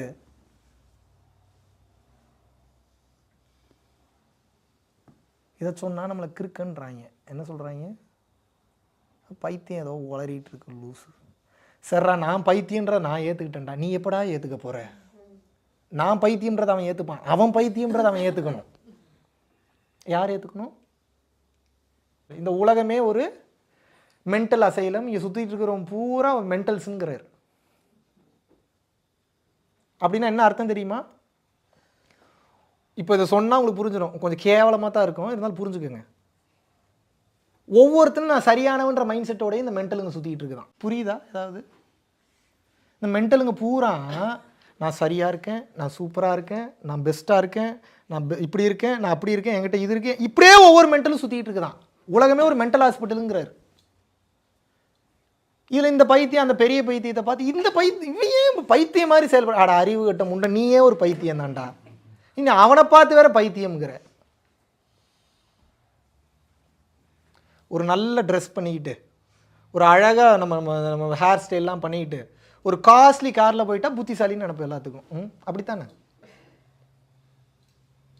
போகிற வழியில் நல்லா போயிட்டுருக்கு, முன்னாடி போகிற 2 டயர் மட்டும் கழண்டு ஓடிடுச்சுன்னா என்ன பண்ணுவீங்க? என்ன பண்ணுவீங்க? What will you do? அதுக்கப்புறம் வாட் வில் யூ டூ? போக வேண்டியதான். 170 கிலோமீட்டர் ஸ்பீடில் போயிட்டு இருக்கும்போது 2 டயர் மட்டும் கழண்டு ஓடுதுன்னா உங்கள் மனநிலையை நீங்கள் நினச்சி பார்க்கணும். இப்போ அந்த டயர் சுற்றிட்டு இருக்கிறதுக்கு காரணம் உங்கள் திறமையா இறைவனின் அருளான்னு கேட்குறேன். என்னங்க இப்படி பார்க்குறீங்க? பதில் சொல்லுங்கள். அப்படி வச்சுக்கலாமா? இல்லை கார் சர்வீஸ் பண்ணவன் நல்லா நட்டு போல்ட்டை டைட் பண்ணியிருக்கேன், அப்படி எடுத்துக்கலாமா? எனக்கு சரியான பதில் சொல்லுங்கள். இல்லை எனக்கே அப்பப்போ குழப்பம் வருது. ஏது இறைவனின் அருளா, நட்டு போல்ட்டு கரெக்டாக மாட்டினனோட அருளா? அவன் நட்டு போல்ட்டை நல்லா மாட்டினாலே இறைவன் அருள் பண்ணியிருக்கணும். அவன் பொண்டாட்டி வீட்டில் சண்டை போட்டு வந்து 2 போல்ட்டை மட்டும் ஆடா போவாங்கடா. உங்களுக்கு ஒரு சம்பவத்தை சொல்கிறேன், என் லைஃப்பில் நடந்தது. இறைவன் அருள் எப்படி வேலை செய்யுன்னு சொல்கிறதுக்கு. ஒரு முக்கியமான தமிழ்நாட்டோட ஒரு ஸ்டேட்லேருந்து வேறு ஒரு ஏரியாவுக்கு போகிறேன். கார் எடுத்துகிட்டு போகிறேன், என் ஃப்ரெண்டுக்கிட்ட கார் வாங்கிட்டு போகிறேன். ஏன்னா என் கார் வந்து சர்வீஸ் கொடுத்துருக்கேன். கார்லாம் கொடுத்துட்டாரு. அது நல்ல ஒரு கார், நல்ல ஒரு காஸ்ட்லியான car, not premium car, but ஓரளவுக்கு நல்ல கார், எஸ்யூவி டைப் கார். நான் அது ஒரு மேலே மலையெல்லாம் ஏறி இறங்கி 4 நாள் சுற்றிட்டு எங்கெங்கேயோ போயிட்டு எல்லாம் போயிட்டு வந்து காரை கொடுத்துட்டேன். 1 வாரம் கழிச்சு கால் பண்ணுறாரு, குருநாதா என்ன பண்ணீங்க, எப்படி உங்களால் அவ்வளோ தூரம் போயிட்டு வந்தேன்? இப்போ டீசல் போட்டேன், போயிட்டு வந்துட்டேன். இல்லை முன்னாடி இருந்த லெஃப்ட் சைடு வீல்லேருந்து எந்த பிரச்சனையுமே உங்களுக்கு வரலையா? டேய் என்னடா சொல்கிறேன், ஒரு பிரச்சனையும் வரலையாடா? இல்லை நீங்கள் கொண்டு வந்து விட்டதுலேருந்து பார்க்குற, வெளிநாடு போயிருந்தேன், இப்போ தான் வந்து பார்க்குறேன், அதில் 2 போல்ட்டே இல்லை, எப்படி நீங்கள் மேலே ஏறி கீழே இறங்குனீங்கன்னு கேட்குறான். ஏதாவது புரியுதா நான் என்ன பேசுகிறேன்னு? 2 போல்ட் இல்லாமல் லெஃப்ட் சைடு வீல், இப்போது 4 போல்ட் இருக்குது, 1 2 3 4, இந்த 2 போல்ட் இருந்தால் கூட மேட்ச் ஆயிரும். ஏன்னா ஓரளவுக்கு அதுவே கொஞ்சம் ரிஸ்க்கு தான், பட் ஓரளவுக்கு மேட்ச் ஆகும். இந்த 2 போல்ட் போயிடுச்சுன்னா என்ன ஆகும்? என் கார் போய் இறங்கிருச்சு, உயிரோடு இருக்கேன் இப்போ. என்ன புரியுது உங்களுக்கு? சத்தியமாக நடந்த. நீங்கள் டவுட் பட்டிங்கன்னா அப்புறம் இப்போ ஒரு கால் பண்ணுவேன், நான் ஸ்பீக்கரில் போடுவேன். இப்போ நான் அவர் என்ன தெரியுமா சொன்னார்? ப்ரோ நீங்கள் உண்மையாகவே பெரிய மிராக்கள் தான் ப்ரோ. டே உன்னை கொன்றுவேன் நான். அவனை காரை கொடுக்கும்போது போல்டு இருக்கா, அது இருக்கா, இது இருக்கா செக் பண்ண போதா குறைக்கு 3 பேரை கூட்டிகிட்டு போயிட்டுருக்கேன். பூரா நம்ம வாலண்டியர்ஸு பசங்களை கூப்பிட்டு அங்கே ஒரு ஈவெண்ட் விஷயமா பேசுகிறக்கா போயிட்டுருக்கேன். அங்கே போனால் போய் இறங்கினதுக்கப்புறம் சொல்கிறான் போல்டு. நான் பாருங்க ஒரு அதிலேருந்து இப்போ காரில் ஏறினாவே முதல்ல போல்டு இருக்கான்னு தான் பார்க்குறது. இல்லை டயரு அது அடுத்த கட்டம். இப்போ போகிற போக்கெல்லாம் பார்த்தா, உலகம் போகிற வேகம் ஏஐலாம் வரதை பார்த்தா டயர் இருக்குமான்றது இப்போ டவுட்டாக இருக்குது. இறைவன் அருள் எவ்வளோ முக்கியம்னு உங்களுக்கு புரியுதா புரியலையா? நீங்கள் எப்படி உங்களோட உழைப்புன்றீங்க? வீட்டிலேருந்து கார் எடுத்துகிட்டு வரீங்க, கார் எடுத்துகிட்டு நீங்கள் வந்து சேர்ந்துட்டீங்க, பாராட்டுறேன். வழியில் ஒரு ஆக்சிடென்ட் கூட ஆகலை, பூமி பொழந்து உள்ளே நீங்கள் போகலை, உங்களுக்கு ஹார்ட் அட்டாக் வரல. நான் நெகட்டிவாக பேசுகிறேன்னு நினைக்காதீங்க, எக்ஸ்ட்ரீம் பாசிபிலிட்டிஸாக பேசிகிட்டு இருக்கேன். எதுவுமே நடக்கலை. இதுதானே அருள். உட்காந்து சத்சங்கம் கேட்டுட்ருக்கீங்க, பில்டிங் இடிஞ்சு உழுந்து உடையலை, டச் வுட், ஒரு எக்ஸாம்பிளுக்கு சொல்கிறேன். இது இறைவன் அருளா இல்லையா? கொரோனாவில் நீங்கள் இன்னும் மவுத் ஆகலை, உயிர் போகலை, உயிரோடு தான் இருக்கிறீங்க. இறைவனின் அருளா இல்லையா? உங்கள் தாயும் தந்தையும் உடலுறவு வைத்து கொள்ளும் போது பல லட்சம் ஸ்பெர்ம்ஸ் உள்ளே போச்சு. அந்த பல லட்சம் ஸ்பெர்ம்ஸில் பல கோடி ஸ்பெர்ம் உள்ளே போச்சு. அது அந்த பல கோடி ஸ்பெர்மில் ஒரே ஒரு ஸ்பெர்ம் மட்டும் கருமுட்டிக்குள்ளே போச்சு. சாதனையா இல்லையா? இது இறைவனின் அருளா இல்லையா? குடிக்கிற தண்ணி உணவு குழாய் வழியாக சிறுநீர் பைக்கு போச்சுன்னா தான் இதான் மெக்கானிசம். இதுதான் இறைவன் அருள்ன்றேன். இதயத்தில் போயிருச்சுன்னா என்ன பண்ணுவீங்க? அதற்கு பெயர்தான் இறைவனின் அருள் என்று நான் கூறுகிறேன். அதற்கு பெயர்தான் இறையருள். அந்த அல்டிமேட் இன்ஜினியரிங் மைண்டுக்கு பேர் தான் இறை, அதுக்கு பேர் தான் ஞானம், அதுக்கு பேர் தான் டிவைன், அதுக்கு பேர் தான் பவர், அதுக்கு பேர் தான் சக்தி. நீங்கள் இப்போ என்ன புரிஞ்சுக்கணும்னா, பிறக்கும் போதே பல லட்சம் பேரை கொன்னுட்டு பிறந்திருக்கீங்க. நீங்கள் கொலைகாரனா இல்லையா? இப்படியும் வச்சுக்கலாம். பல பேரை ஜெயிச்சுட்டு பிறந்திருக்குன்னு வச்சுக்கலாம், பல பேரை கொன்னுட்டு பிறந்திருக்குன்னு வச்சுக்கலாம். இப்போ நம்ம தான் அதை எப்படி ஒரு விஷயத்தை எப்படி வேணாலும் பார்க்கலாம். பாசிட்டிவாகவும் பார்க்கலாம், நெகட்டிவாகவும் பார்க்கலாம். நீங்கள் எந்த அளவுக்கு ஒரு விஷயத்தை பாசிட்டிவாக நீங்கள் பார்க்க கற்றுக்கிட்டீங்களோ வந்த வேலை முடிஞ்சுங்க, ஜெயிச்சிட்டீங்க. தன்மையை சொல்லுங்கள், ஆப்ஜெக்டை சொல்லாதீங்க. கடவுள் என்பது தன்மை, it's a verb, it's not an object R subject. புரியுதா நான் என்ன சொல்கிறேன்னு? அது ஒரு தன்மை, அது ஒரு தன்மை, அதை புரிய கண்ணில் காட்டுன்னு அப்படிப்பட்டவங்களாம் நீ காட்டுன்னு அவசியம். வேலையை பாடுறான்ட்டு நீங்கள் அடுத்த வேலையை பாருங்கள். டைம் வரும்போது நீயே அவனுக்கு போய் ப்ளீஸ் பண்ணிகிட்டு இருக்கீங்க உட்காந்து. அவனே திமிரில் பேசிட்டான், அதன் வேலையை அவங்க வேலையை அவனை போய் மாற்றிட்டு இருக்கிறது. எத்தனையோ உயிர்களுக்கு அவசியம் தேவைப்படுது, எத்தனையோ உயிர்கள் ஆர்வமாக அதை கேட்குது. அதுக்கு டைம் ஸ்பெண்ட் பண்ணுங்கள். லூஸுங்களுக்கு ஏன் உட்காந்து டைம் ஸ்பெண்ட் பண்ணிட்டு இருக்கீங்க நீங்கள்? Don't ever waste your time in unnecessary things. They will observe your energy, they will train your energy. போட்டு நாஸ்தி பண்ணி உங்கள் நம்பிக்கையை கெடுத்து அவனுடைய குப்பையை பூரா உள்ள தள்ளி உங்களை ரூட்டு மாற்றி விட்டுருவோம். Be so kind. கைண்டுனா முட்டாளாக இருங்கன்னு சொல்லலை, என்ன சொல்கிறேன்? கைண்டாக இருங்க. கைண்டாக இருங்கன்றது முட்டாளாக இருங்கன்றது ஒரே அர்த்தமா? கருணையாக இருங்க முட்டாளாக இருங்கன்றது ஒரே அர்த்தமா? கருணையாக இருங்க எவன் எவ்வளோ அடித்தாலும் வாங்கிக்கின்றது ரெண்டு ஒரே அர்த்தமா? ரெண்டுத்துக்கு நிறைய டிஃப்ரென்ஸ் இருக்குது. அதர்மம் என்ற ஒன்று நடக்கும்போது அந்த அதர்மத்தை நீங்கள் கேள்வி கேட்காமல் இருக்கீங்கன்னா அதுதான் பிரச்சனையே. அந்த இடத்துல அந்த அதர்மத்தை எப்படி கேள்வி கேட்க வேண்டுமோ அந்த அதர்மத்தை கேள்வி கேட்கிற பேர் தான் கருணைன்னு சொல்கிறேன். புரியுதா உங்களுக்கு? உங்களெல்லாம் இப்போ நான் எப்படி தெரியுமா மாற்றணும்னு நினைக்கிறேன்? பிற உயிர்களுக்கு சேவை செய்யக்கூடிய சேவை ஆட்களாக மாற்ற வேண்டும் என்று நான் ஆசைப்படுகிறேன். ஏன் இதை பண்ணணும்னு நினைக்கிறேன்னா, ஏன் ப்ராஜெக்ட்டு ஏன் மிஷனுக்கு இல்லை, எனக்கு வேணுங்கிற சொத்து பத்தெல்லாம் நான் ஆல்ரெடி சம்பாரிச்சிட்டேன். அருள் சொத்தை சொல்கிறேன். என் அக்கௌண்ட்டை செக் பண்ணிங்கன்னா ஒரு 25,000 30,000 இருக்கும். வேணால் காட்டுறேன், வேணால் பாருங்கள். எல்லா அக்கௌண்ட்டையும் காட்டுறேன், அவ்வளோதான் இருக்கும். ஆனால் இறைவனுடைய அருளே அதுதான். என்னென்னா, அக்கௌண்ட்டில் கோடியாக சொத்து இல்லை, ஆனால் நான் ஒன்று பண்ணணும்னு நினச்சேன்னா எங்கேயாவது பண்ணிடுவார். எப்படி பண்ணுவார்னே தெரியாது. That is the beauty of God. அது என்ன தலையெழுத்தா இல்லை பிளஸ்ஸிங்கா தெரில, சேர்த்து வைக்கணும்னு நினச்சா மட்டும் தலைகீழாக நின்று தண்ணி குடித்தாலும் அது நம்ம புத்தியே எப்படின்னா, அக்கௌண்ட்டில் ஒரு 2 லட்சம் 3 லட்சம் பணம் இருக்குன்னாவே அந்த பணத்தில் யாருக்கு என்ன செய்யலாம், எப்படி சப்போர்ட் பண்ணலாம், இப்படி தான் புத்தி போகுது. அக்கௌண்ட்டில் அதிகம் பணம் இருந்தாவே கைகாலெலாம் நடுங்குது எனக்கு. என்ன இவ்வளோ பணம் இருக்குது, ஐயோ என்ன இவ்வளோ பணம் இருக்குது, பதட்டமாகுது, படபடப்பாகுது எனக்கு. அதான் 2-3 லட்சம், அது எவ்வளோ பெரிய அமௌண்ட்டுங்க. நீங்கள் என்னங்க இன்னும் இவ்வளோ பணம் இருக்குது, என்ன இவ்வளோ பணம் இருக்குது, டக்குன்னு யாருக்காக ட்ரான்ஸ்ஃபர் பண்ணி விட்ருவேன். ஒன்று கடன் வாங்கினவனுக்கு கடனை ட்ரான்ஸ்ஃபர் பண்ணி விட்ருவேன், இல்லை எவனுக்காக தேவைப்படுறவனுக்கு அமுச்சு விட்ருவேன். ஆக மொத்தம் எப்படி இருக்கேன்? ஆனந்தமாக இருக்கேன்.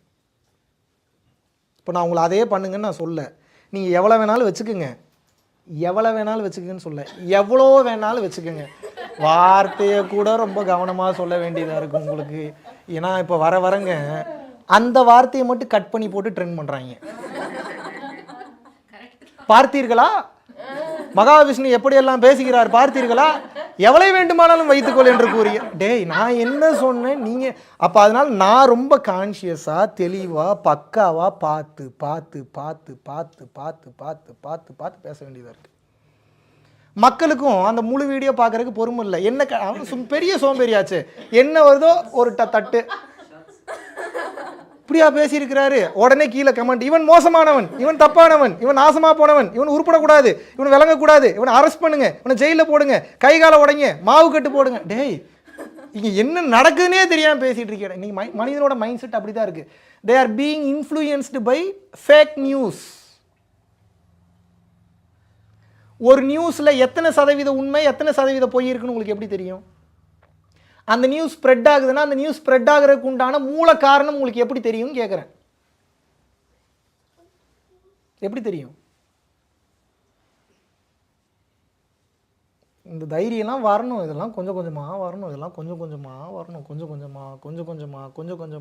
கொஞ்சமாக முதல்ல இந்த சொசைட்டியை நினச்சி முதல்ல பயப்படாதீங்க. தயவு செஞ்சு பயப்படாது. ஒன்றும் பண்ணிட மாட்டானுங்க. நான் கேட்குறேன், இத்தனை நாள் பயந்துக்கிட்டே இருந்தீங்களே, இப்படி ஆகிடுமோ, அப்படி ஆகிடுமோ, அதாயிடுமோ, இதாகிடுமோ, பிறந்ததுலேருந்து இப்படி எத்தனை கேள்வி வந்திருக்கு, வந்திருக்கா வரலையா? எத்தனை பேனிக் அட்டாக் வந்திருக்கு, எத்தனை ஆங்ஸைட்டி வந்திருக்கு, இத்தனை நடந்திருக்குல்ல. இப்போ என் கேள்வி என்னென்னா, இத்தனை நடந்ததில்ல, எத்தனை டைம் அப்படி நீங்கள் நினச்ச மாதிரியே நடந்துருச்சு? அப்படி நடந்ததுனால நீங்கள் நினச்சதுனால தான் நடந்தது. நீங்கள் தான் இழுத்தீங்க, அதை வேறு யாரும் இழுக்கல. ஊர் மேலே போகிற மாதிரியாத்தா, என் மேலே வந்து ஏறாத்தா, எங்கேயோ போகிறத கெடுத்துட்டீங்க. இப்போ நான் என்ன சொல்கிறேன், பதட்டம் படபடம் பட்டுக்கிட்டே இருக்கீங்கல்ல, அப்படி எத்தனை டைம் இங்கே நடந்துருச்சு? அப்புறம் என்ன கருமத்துங்க அதை நினச்சிக்கிட்டே இருக்கிறீங்க? அதனால் என்னங்க யூஸ் இருக்குது உங்களுக்கு? அதனால் ஏதாவது யூஸ் இருக்கா? அப்புறம் ஏங்க அதை நினைக்கிறீங்க? காரணம் என்ன தெரியுமா? பழகிருச்சு. ஒரு 10 நிமிஷம் சிரித்து பேசினாவே இப்போ உங்கள் மைண்டு ப்ரீ ப்ரோக்ராம் ஆகிடுச்சு. அதுவே அடுத்து கொஞ்ச நேரத்தில் எப்படி சோகமாயிரும், நம்மளே சோகத்துக்கு போயிடுவோம்.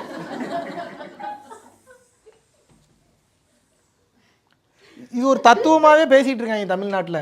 டே ரொம்ப சிரிக்காதரா, அப்போ ரொம்ப கஷ்டப்படுவேன். டே இந்த தத்துவம்லாம் எவன்டா கண்டுபிடிச்சிங்க? ஏன்டா சிரிக்கிறவனை நிம்மதியாக சிரிக்க கூட விட மாட்டீங்களேடா, அவனுக்கு எப்படா ஸ்ட்ரெஸ் டிப்ரெஷன்? பதில் இல்லை.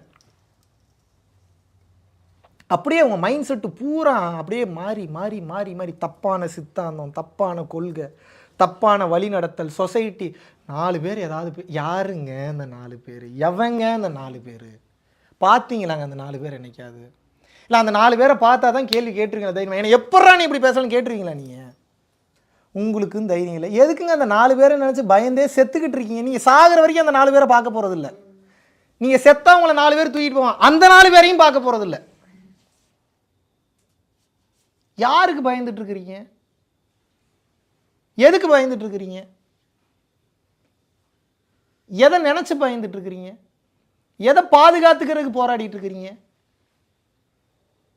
தங்குறது தான் தங்கும், நிலைக்கிறது தான் நிலைக்கும்.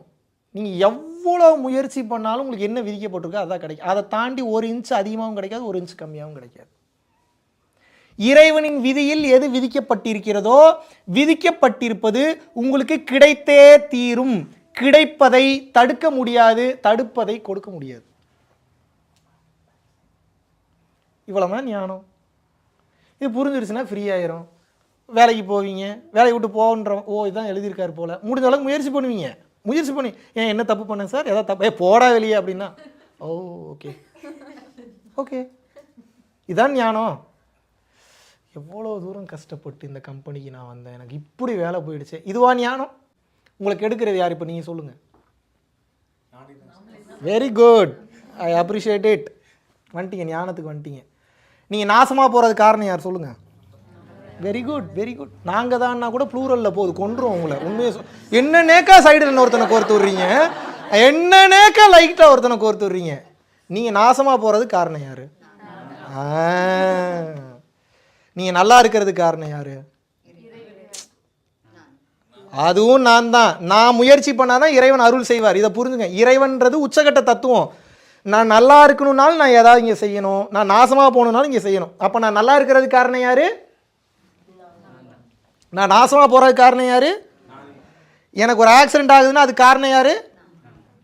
நான் தான். அதில் என்ன டவுட் உங்களுக்கு? அதில் உங்களுக்கு என்ன டவுட்டு? ஏதாவது சேட்டை பண்ணியிருப்பீங்க, இல்லை நான் தான் அப்படின்றத பாசிட்டிவாக எடுத்துக்கல. அதை நீங்கள் வந்து ஒரு ரியலைசேஷனுக்கு தானே எடுத்துக்கிறீங்க. இந்த ஒரு விஷயத்துக்கு காரணம் நான் தான். புரியுதா உங்களுக்கு நான் சொல்கிறது? In a good way you can take it. இது நல்ல கேள்வி, அதுக்கு நான் பதில் சொல்லிடுறேன். நான் தாண்டா பெரியாள், அந்த நான் இருக்கக்கூடாது. காஞ்சி விஸ்வநாத சாமியோட புள்ளடா, அந்த நான் இருக்கலாம், தப்பு இல்லை. புரியுதா? வள்ளல் பெருமானோட புள்ளடா நான், அந்த நான் இருக்கலாம். இந்த மாதிரி உங்களுக்கு எந்த குரு பிடிச்சிருக்கோ, எந்த இறைவனை பிடிச்சிருக்கோ, அவரோட புள்ளனாடா நான், அந்த நான் இருக்கலாம். நான் தாண்டா எங்கள் அப்பனுக்கே புத்தி சொல். ரெண்டுத்துக்கு மச் டிஃப்ரென்ஸ். மறந்துடுறீங்க. இந்த ஹாலில் இருக்கிற வரைக்கும் அந்த வைப், அந்த எந்து இருக்குது. வெளியே போன உடனே உலகம் பெருசாக இருக்குது, கலர் கலராக கண்ணுக்கு தெரியுது, க்யூட்டாக தெரியும். நான் வேறு எதுவும் சொல்லலை. பொருள், மற்ற காரு, மனிதர்கள் எல்லாத்தையும் சேர்த்து சொன்னீங்க, எதுவும் தப்பாக நினச்சிக்காதீங்க. எல்லாம் அழகழகாக பார்த்த உடனே மைண்ட் என்ன ஆகுது? இந்த உலகத்தை போய் பொய்ன்னு சொல்கிறானே அவன். நீங்கள் சொல்லலை, அவன் சொல்கிறான். எவன் சொல்கிறான்? இன்றைக்கி ஒரு சீக்ரெட் சொல்லித்தரேன், நல்லா புரிஞ்சுக்குங்க. நீங்கள் வேற, உங்கள் மனசு வேற, ரெண்டும் ஒன்றும் இல்லை. நீங்களும் உங்கள் மனதும் வெவ்வேறு, இரண்டும் ஒன்று அல்ல. நீங்களும் உங்கள் மனமும் ஒன்றல்ல, இரண்டும் வெவ்வேறு. உங்க மைண்டு சொல்றதெல்லாம் எல்லாத்தையும் செய்யாதீங்க. கேளுங்க, முதல்ல ஆக்ஷன்ல இறங்கவே கூடாது. முதல்ல புரிஞ்சுக்குங்க அதை. The more action you do, the more karma will get accumulated. மனம் சொல்வது எல்லாத்தையும் செய்யாதீங்க. மனம் சொல்லும் போது கவனிங்க, அது என்ன சொல்லுதுன்னு முதல்ல கவனிங்க. அப்புறம் அது எடிட்டிங்குள்ளே கொண்டு போங்க. எது வேணும் எது வேணான்னு புத்தியை பயன்படுத்தி அப்புறம் செயல்பாட்டுக்குள்ளே போங்க. சொல்கிறத பூரா செஞ்சீங்கன்னா வீணாக போயிருவீங்க சீக்கிரம். அது சொல்லும், வெளியே போகிறீங்க, இந்த கார் நல்ல காராக இருக்கே, இதில் போய் உளுந்தா எப்படி இருக்குன்னு சொல்லும். உளுந்துருவீங்களா நீங்கள்? அதில் மட்டும் எப்படி உங்களுக்கு மைண்டு வேலை செய்யுது? உளுந்தா உயிர் போயிடும்னு. இப்படித்தானே ஒவ்வொன்றையும் நம்ம அலசி ஆராய்ச்சி பண்ணணும். எஸ்ஆர்னோ அதை மறந்துடுறோம். இது மறந்ததுனால எல்லா பிரச்சனையும். இங்கே பாருங்கள், இந்த உலகத்தில் எதுவும் தப்பு இல்லை. பிறரின் விருப்பப்பட்டு பிறரின் உடன்பாட்டுடன் நீங்கள் எந்த செயலை இந்த உலகத்தில் செய்தாலும் தவறல்ல. ஆனால் உடன்படிக்கை மிகச் சரியாக இருக்க வேண்டும். அது எதுவாக இருந்தாலும் சரி, வார்த்தை பேச்சு கரெக்டாக இருக்கணும், கரெக்டாக மெயின்டைன் பண்ணணும். யார் அந்த வார்த்தை பேச்சை சரியாக மெயின்டைன் பண்ணாமல் விட்டுட்டாங்களோ அவங்க அவுட் ஆகிட்டாங்க. நியாய தர்மத்தை பற்றி பேசுறதுக்கு அவங்களுக்கு தகுதி இல்லைன்னு அர்த்தம். அவங்கள இறைவன் ஒருபோதும் அருள் செய்ய மாட்டார். அதாவது கண்டுக்காமல் விட்டுருவாருன்னு சொல்ல வரல, அதை ரியலைசேஷன் பண்ணும்போது அந்த அருளை கொடுப்பார். எப்போது ஒரு மனிதன் இறைவனின் பரிபூரண அருளை பெறுகிறான், எப்போது ஒருவன் செய்த தவறுகளுக்கு வருத்தம் தெரிவித்து ரியலைஸ் பண்ண ஆரம்பிக்கிறானோ, கண்ணீர் விட ஆரம்பிக்கிறானோ, வரணும், இந்த கண்ணில் இருந்து கண்ணீர் வரணும். என்ன போய் இப்படி பண்ணுறியாடா, அப்படி வரக்கூடாது. ஐயோ இவ்வளோ பெரிய தப்பு பண்ணுறேன், அப்படி வரணும் கண்ணீர். ரெண்டு கண்ணீருக்கு நிறைய டிஃப்ரென்ஸ் இருக்குது. ஐயோ எனக்கு இப்படி வலிக்குது, அப்படி வரக்கூடாது கண்ணீர். ஐயோ எத்தனை உயிர்களை இப்படி போட்டு நான் காயப்படுத்திருப்பேன், இப்படி வரணும் கண்ணீர். இந்த தன்மை இருக்கும்போது வாழ்க்கை மிக சிறப்பாக இருக்கும். இதில் ஏதாவது டவுட் இருக்கா? கிளியராக இருக்குல்ல உங்களுக்கு? இறுதியாக சொல்லிக்கொள்வது ஒன்றே ஒன்று தான், உங்கள் மனம் சொல்கிற எல்லாத்தையும் கேட்கக்கூடாது. அவசியமானது இங்கே பாருங்கள், உங்கள் மைண்டுனால உங்களுக்கு 10 பைசா பிரயோஜனம் இல்லை. இப்போதைக்கு இல்லை, எப்போதைக்குமே பிரயோஜனம் இல்லை. அது உங்களை அழிக்கிறதுக்கு தான் வந்திருக்கு. உங்கள் மனம் எதுக்கு உங்களை வந்திருக்கு? புரிந்து கொண்டால் மனதை வைத்து கேம் விளாடலாம், ப்ளே பண்ணலாம், இந்த உலகத்தை சாதிக்கலாம். மனதை வைத்து ஒருபோதும் இறைநிலையை அடைய முடியாது. மனதை அழிச்சா தான் இறைநிலையை அடைய முடியும். உலகம் தெரிய வேண்டுமென்றால், உலக காட்சி கிடைக்க வேண்டுமென்றால் மனம் இருக்க வேண்டும். உலகம் மறைந்து இறைவன் தெரிய வேண்டும் என்றால் மனம் அழிய வேண்டும். அவன் இருக்கும்போது நான் இல்லை, நான் இருக்கும்போது அவன் இல்லை. அப்படின்னா என்ன? ரமணகிரி சுவாமிகள் குட்லாடம்பட்டியில் சமாதியானவர் சொல்லியிருக்கார். நான் இருக்கும்போது அவன் இல்லை, அவன் இருக்கும்போது நான் இல்லைன்னா, நான் தான் பண்ணுறன்ற போது அவன் தெரிய மாட்டான், அவன் தான் பண்ணுறான்ற போது நான்றது இருக்காது. உங்களுக்கு ஒரே பிரச்சனை தான் என்ன? எல்லாத்தையும் நான் செய்கிறேன்னு நினச்சி செய்றீங்க. இதுதாங்க உங்களுக்கு பிரச்சனை. ஒவ்வொரு செயலையும் இறைவன் செய்கிறார் நினச்சி செய்யுங்க. உங்களுக்கு இருக்கிற எல்லா பிரச்சனையும் கொஞ்சம் கொஞ்சமாக சால்வ் ஆகும். பிரச்சனை கொஞ்சம் ஜாஸ்தி ஆகிற மாதிரி தெரியும், பயப்பட தேவையில்லை. கொஞ்சம் கொஞ்சமாக அதுவே சார்ட் அவுட் ஆகும். கிளியரா? இப்போ நான் சொன்னது புரிஞ்சுதா? இறுதியாக சொல்கிறது என்னென்னா, நீங்கள் என்பது உங்கள் ஆன்மா. ஆன்மாவுக்கு பேச்சு வராது, ஆன்மாவுக்கு நிறம் கிடையாது, வடிவம் கிடையாது, குணம் கிடையாது, ஒன்றும் கிடையாது. அது எப்படி சொல்லலாம் அப்படின்னா, இட்ஸ் எக்ஸிஸ்டன்ஸ். அழிக்க முடியாதது, மாற்ற முடியாதது, நிலையானது, தவிர்க்க முடியாதது, பல ஆண்டு காலமாக இருந்து கொண்டிருப்பது, இதுக்கப்புறம் இருக்க போகிறது. எது ஒன்றை அழிக்க முடியாதோ அதுதான் நீங்கள். எது ஒன்றை அழிக்க முடியாதோ அதுதான் நீங்கள். அழிக்க முடியாது நீங்களாக ஒருபோதும் இருக்க முடியாது. அழிந்து போவது எப்படி நீங்களாக இருக்க முடியும்? நான் என்ன கேட்குறேன், அழிந்து போகக்கூடிய பொருளாக இருக்க வேண்டும் என்று நினைக்கிறீங்களா, இல்லை அழிந்து போகாத பொருளாக இருக்கணும்னு நினைக்கிறீங்களா? அழிந்து போகாத பொருளாக இருக்கணும்னா நீங்கள் சோல் கான்ஷியஸ்னஸில் இருக்கணும். சோல் கான்ஷியஸ்னஸ்னால் என்ன? நான் ஒரு ஆன்மாதான்ற தன்மையில் பார்த்தா தான் பந்தம், பற்று, பாசம், விருப்பு, வெறுப்பு, ஆசை, கோபம், துக்கம், துயரம் எல்லாம் குறையும். உடலாக பார்த்தீங்கன்னா இதெல்லாம் வந்துடும். ஏன் தெரியுமா? உடலாக பார்த்தீங்கன்னா அழகு தெரியும், உடலாக பார்த்தீங்கன்னா பொருள் தெரியும், உடலாக பார்த்தீங்கன்னா சட்டத்திட்டம் தெரியும், உடலாக பார்த்தீங்கன்னா எல்லாமே தெரியும். அப்போ தெரியும்னா அந்த கட்டுப்பாட்டுக்குள்ளே அடங்கிட்டீங்க. கட்டுப்பாட்டுக்குள்ளே அடங்கும் போது உங்களால் செயல்பட முடியாது. ஆன்மாவாக பார்த்தீங்கன்னா அவுட் ஆஃப் த பாக்ஸ் இல்லை, அவுட் ஆஃப் த யூனிவர்ஸ் போய் ஹெல்ப் பண்ணுவீங்க. நீங்கள் அந்த தைரியம், அந்த பக்குவம், அதெல்லாம் நீங்கள் இன்னொரு உயிரை நீங்கள் ஆன்மாவாக பார்க்கும்போது தான் வரும். உடலாக பார்த்தீங்கன்னா காமம் வரும், காதல் வரும், ஆசை வரும், விருப்பு வரும், வேகம் வரும், எல்லாம் வரும். உடம்பாக பார்த்தீங்கன்னா ஏமாந்துருவீங்க. இது கொஞ்சம் கஷ்டம் தான், ஆரம்பத்துலேருந்து பழகணும். இது ஒரு ஆன்மா, இது ஒரு ஆன்மா, இது ஒரு ஆன்மா, இது ஒரு ஆன்மா, இது ஒரு ஆன்மா, இது ஒரு ஆன்மா. அப்படி பார்த்தீங்கன்னா தான் அவ்வளோதான். இதுதான் ஹையஸ்ட். தாண்டி ஒரு பயிற்சி இல்லை. பிறரை ஆன்மாவாக பார்க்குறதாங்க ஹையஸ்ட் பயிற்சி. அதை தாண்டி ஒரு பயிற்சி இல்லைங்க. ஆன்மாவை பார்த்தீங்கன்னா தான் அப்புறம் நல்ல குணம் வந்துடுது. நல்ல குணம் வந்துருச்சுன்னா நல்லா செயல்பட ஆரம்பிச்சிருவீங்க. நல்லா செயல்பட ஆரம்பிச்சிங்கன்னா 4 பேருக்கு உதவ ஆரம்பிச்சிருவீங்க. தர்மம் தானாக வந்துடும். 4 பேர் ஹெல்ப் பண்ணணும்னு வந்துடும், சப்போர்ட் பண்ணணும்னு வந்துடும், உதவி பண்ணணும்னு வந்துடும், எல்லாமே பண்ணிடுவீங்க. அதுக்கப்புறம் தானாக நடக்கும்.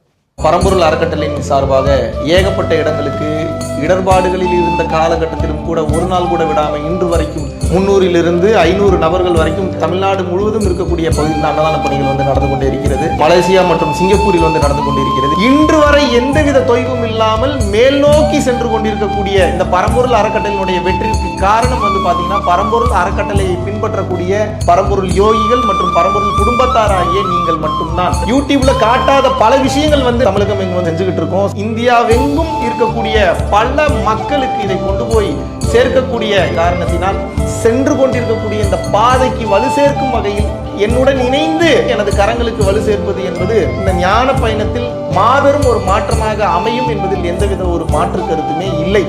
மகாவிஷ்ணுவை நான் நம்புறேன். மகாவிஷ்ணு ஒரு செயல் செய்தால் அது சரியாக இருக்கும் என்று நினைப்பவர்கள் மட்டும் இந்த விஷயத்துல கலந்து கொண்டு எனது கரங்களை வந்து வலுப்படுத்துங்கள். இன்னும் பல லட்சம் பல கோடி உயிர்களுக்கு நினைத்து பார்க்க முடியாத மாபெரும் அருள் அனுபவங்களையும் நாம் வந்து செய்ய போகிறோம். நன்றி, வணக்கம்.